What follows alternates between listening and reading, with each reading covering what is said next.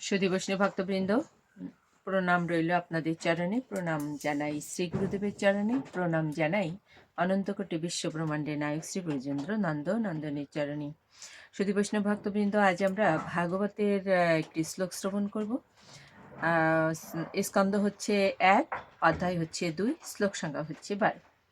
আসুন আমরা শ্রবণ করি। ওম নমো ভগবতে বাসুদেবায়, নমো ভগবতে বাসুদেবায়, ভগবত বাসুদেবস্য বাংময়ী মূর্তি স্বরূপায় শ্রীমদ্ ভাগবত গ্রন্থ মহাপুরুষায় নমো। ব্রাহ্মণে ভো নমো, বৈষ্ণবে ভো নমো, সজ্জনে ভো নমো, মাতৃগণে ভো, শ্রোতৃগণে ভো নমো। পারমহংসং সংহিতায়ং শ্রীমদ্ ভাগবত গ্রন্থ মহাপুরাণে। শ্রীমদ্ ভাগবত গ্রন্থ প্রথম স্কন্ধ, অধ্যায় হচ্ছে 2, শ্লোক সংখ্যা 12। তাদি শ্রদ্ধানঃ মুনয়ঃ জ্ঞান বৈরাগ্যয়ুক্তয়া পশ্যন্তি আত্মনি চ আত্মানম ভক্তা শ্রুত গৃহীতয়া। অনুবাদ: অপ্রাকৃত বস্তুতে সুদৃঢ় ও নিশ্চয় বিশ্বাসযুক্ত মুনিগণ জ্ঞান এবং বৈরাগ্যযুক্ত হয়ে শাস্ত্র শ্রবণজনিত উপলব্ধি অনুসারে ভগবানের প্রতি প্রেমময়ী সেবার দ্বারা তাদের শুদ্ধ হৃদয়ের পরমাত্মা রূপে সেই তত্ত্ববস্তুকে দর্শন করেন। তাৎপর্য: বাসুদেব বা পরমেশ্বর ভগবানের প্রতি ভক্তিযুক্ত সেবার মাধ্যমেই পরম তত্ত্বকে জানা যায়। শুধু বৈষ্ণব ভক্তবৃন্দ, যদি আমরা পরমেশ্বর ভগবানকে ভক্তি নিবেদন করি, ভগবত চরণে সেবা নিবেদন করি, তাহলেই আমরা সেই পরম তত্ত্বকে জানতে পারবো। এখানে সেটাই বলা হয়েছে, কেননা তিনি হচ্ছেন পূর্ণ পরম তত্ত্ব।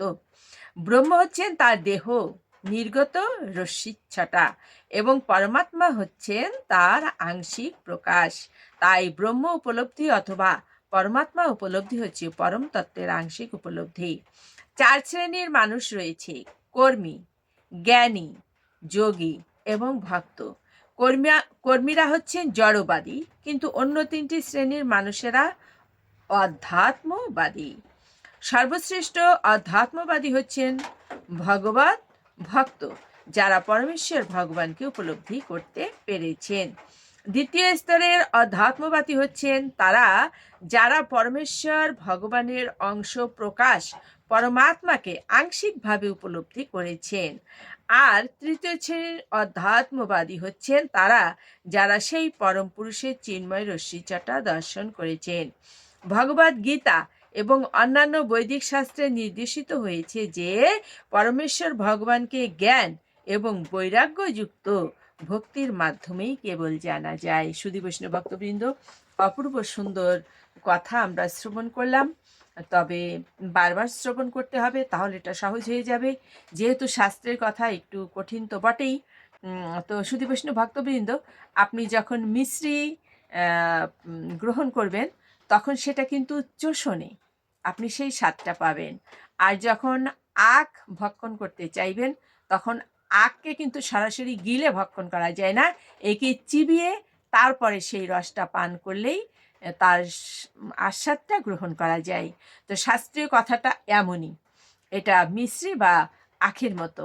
আপনি যখন এটাকে ধীরে ধীরে গ্রহণ করার চেষ্টা করবেন, বারবার অভ্যাস যোগের মাধ্যমে চেষ্টা করবেন, সেটা আপনার কাছে সহজ হয়ে যাবে এবং মধুর থেকে মধুরতর হবে, যা আপনার জীবনে মুক্তির সনদ।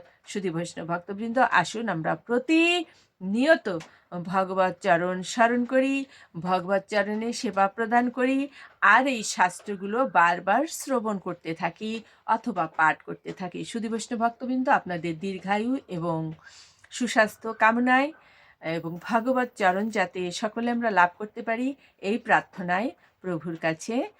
তো এ পর্যন্তই, ভালো থাকবেন সকলে। অজ্ঞানতিমিরান্ধস্য জ্ঞানাঞ্জন শলাকায়া চক্ষুরুন্মীলিতাং যেন তস্मै শ্রী গুরুবে নমঃ। নমো বিষ্ণুপাদায় কৃষ্ণপৃষ্ঠায় ভূতলে শ্রীমতে মহানাম স্বামিনী তে নমামি হে। বাঞ্ছাকল্পতরুভ্যশ্চ কৃপা সিন্ধুপয়েব চ পতিতানাং পাবনেভ্যো বৈষ্ণবেভ্যো নমো নমো।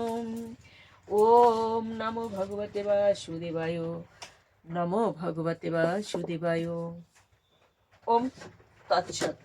ওম শান্তি, ওম শান্তি, ওম শান্তি, শান্তি শান্তি।